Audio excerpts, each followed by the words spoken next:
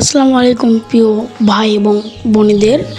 তো আজকে আমরা যাচ্ছি হলো সেই চলন বিল, যেখানে অনেক লোক যায় এবং আসে, ঘোরাফেরা করে।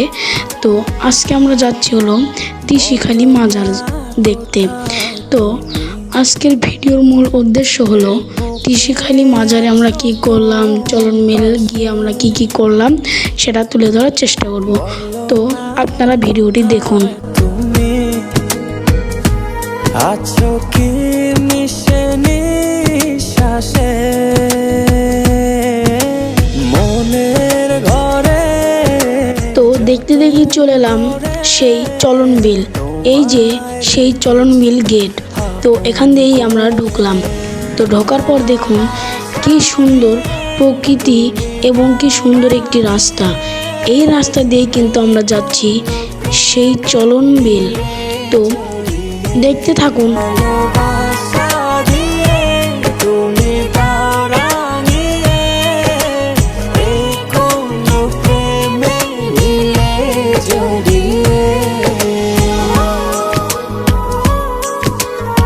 তো ফার্স্টে আমরা নৌকাতে চড়লাম, চড়ে এখন যাব আমরা তিসিখালি মাজার দেখতে, এবং আমাদের বেডিংপত্র সব কিছু গুছিয়ে নিয়ে উঠলাম।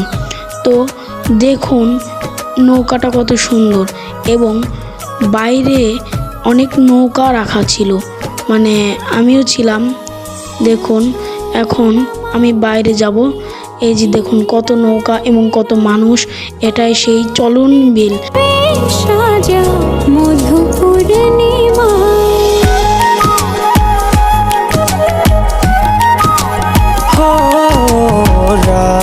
শেষে ভোর নামাও কত ভালোবেসে, সারাদিন জড়িয়ে রাখো সুখের আবেশে।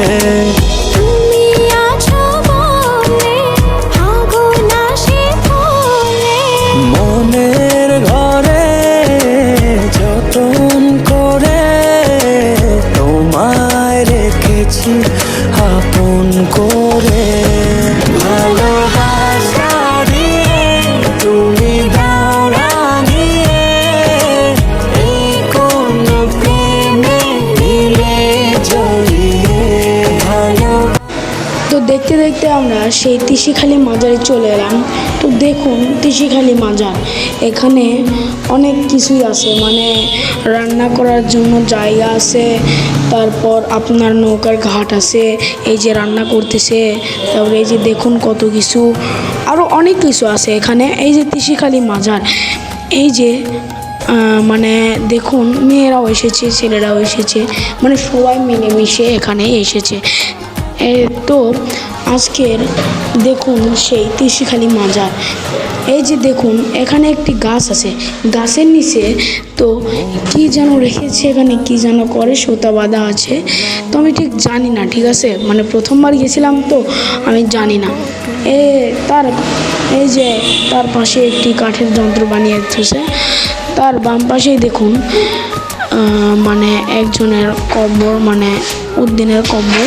তো তার ডান পাশেই সেই তিসিখালি জামে মসজিদ।